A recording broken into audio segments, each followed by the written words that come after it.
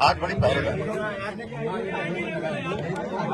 मैं अपने प्रेस के साथियों का धन्यवाद देना चाहता हूं। मैं आए हुए प्रेस के सभी साथियों का ठीक है, बहुत बहुत धन्यवाद देना चाहता हूं। आज हम सभी लोग लोकनायक जयप्रकाश जी को याद कर रहे हैं उनकी जयंती पर, और ये भरोसा दिलाते हैं कि जो लोकनायक जयप्रकाश जी के नाम पर सोशलिस्ट म्यूजियम बना था, जेपी नायसी की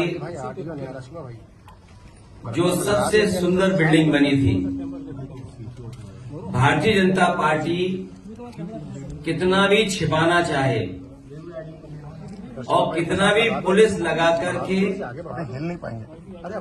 अपनी नाकामी को छिपाना चाहे, आज के दिन जयप्रकाश जी को याद करते हुए जयंती के दिन हम लोग संकल्प लेते हैं कि जेपीएनआईसी को हम लोग बिकने नहीं देंगे।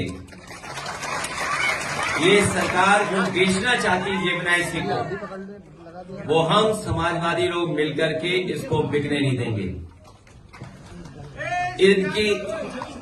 इन्होंने जो दुर्दशा की है, जयप्रकाश जी देश के उन नेताओं में हैं जिन्होंने सामाजिक परिवर्तन के लिए, राजनीतिक परिवर्तन लाने के लिए, समाजवादी आंदोलन को आगे बढ़ाने के लिए पूरा अपना जीवन न्यौछावर कर दिया। जहां वो अंग्रेजों से लड़ते रहे और उसके बाद जो सरकारों में बुराई आई उसको भी उन्होंने अपने संघर्ष के रास्ते सरकार को जगाने का काम किया। और उस समय की सरकार जो ये समझती थी कि सरकार नहीं हट सकती है, जयप्रकाश जी की क्रांति ने, संपूर्ण क्रांति के आह्वान ने उस सरकार को भी हटाने का काम किया। जो संपूर्ण क्रांति का नारा दिया आज भी प्रासंगिक है। आज भी देश को वही रास्ते की जरूरत है। हमारा देश तभी खुशहाल होगा जब समाजवादी मूल्यों से चले। जहां जयप्रकाश जी ने अपना जीवन भर आंदोलन किया, जीवन भर संघर्ष किया और समाज से लेकर के राजनीतिक दिशा को बदला। हम समाजवादियों को वो विरासत में जो चीजें मिली हैं, आज के दिन हम लोग संकल्प लेते हैं कि उनको आगे बढ़ाने का काम करेंगे। जेपीएनआईसी से हम लोगों ने कई बार आपसे कहा कि पॉलिटिकल इमोशनल अटैचमेंट है, क्योंकि इसका शिलान्यास जब हुआ था उस समय नेताजी, जॉर्ज फर्नांडिस और समाजवादी पार्टी के वरिष्ठ नेता और बहुत महत्वपूर्ण नेता उस कार्यक्रम में शामिल रहे थे। न केवल इस सरकार ने बर्बाद किया है उसको, बर्बाद के साथ साथ कोई देख ना पाए, क्योंकि अगर देखेगा तो बहुत सारे देश के लोगों को जानकारी हो जाएगी। याद रहे सरकार को कि जयप्रकाश जी ने जनता को जगा करके सरकार को हटाने का काम किया था। समाजवादी लोग हम सब मिलकर के जनता को जागरूक कर करके सरकार को हटाने का काम करेंगे।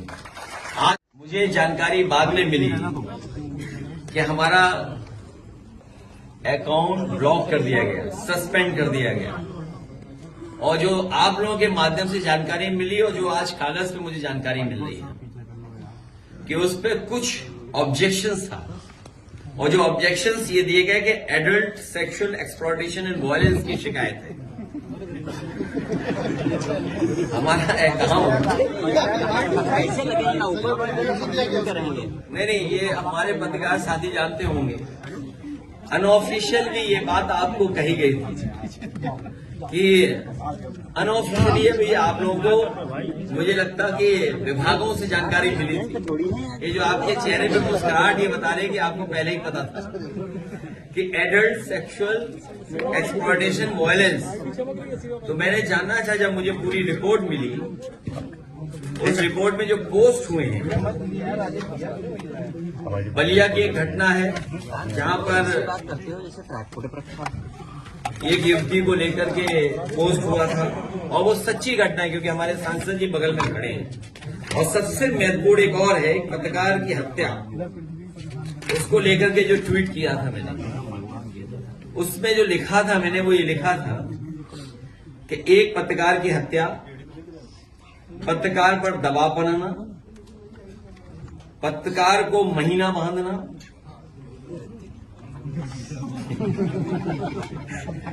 पत्रकारों पर एफआईआर कराना, पत्रकारों को निर्वस्त्र करके मारना, और ये आप जानते हो किस जिले की घटना है। चलो, पत्रकारों को अवांछित पे पाबंद कराना, भाजपा राज्य में मीडिया के मनोबल के इनकाउंटर का हर हथकंडा अपनाया जा रहा है, इसमें क्या गलत है? लेकिन ये बात हम लोगों को समझ में आ गई है, समाजवादियों को, कि जितना हम लोग जमीन पर काम करेंगे उतनी लड़ाई हम लोगों की लड़ाई हमारी कामयाब होगी। इसलिए जमीन पर ही हम लोग संघर्ष करेंगे और जमीन पर ही जनता को जागरूक करने का काम करेंगे।